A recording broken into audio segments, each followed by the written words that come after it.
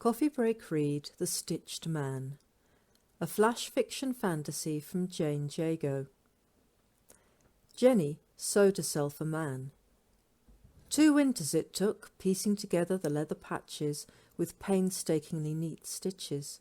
She made him beautiful because she was not, and with every stitch she poured her frustrated and misunderstood love into the undertaking. The old women spoke of stitched men as they sat round the Walpurgisnacht fire. They said if you wanted your Muppet to live, you had to prick your finger and blood his lips by the light of a gibbous moon. And then, they said, you had to bind him to your will, lest he find a more attractive mate. Mostly unbelieving, Jenny smeared the blood anyway. She thought herself dreaming when her love began to breathe. "Did you create me?"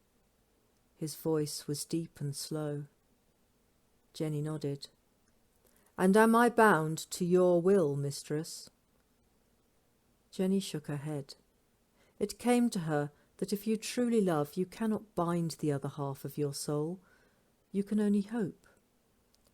"No, I would not bind you. You are free. Be happy."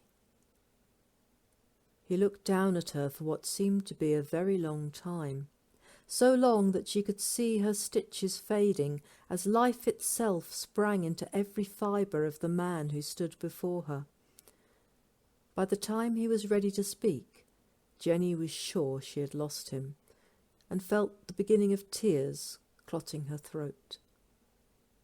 It felt like nothing she had known before when he put his big hands against her cheeks. Freedom is overrated. Then he bent and touched his mouth to hers.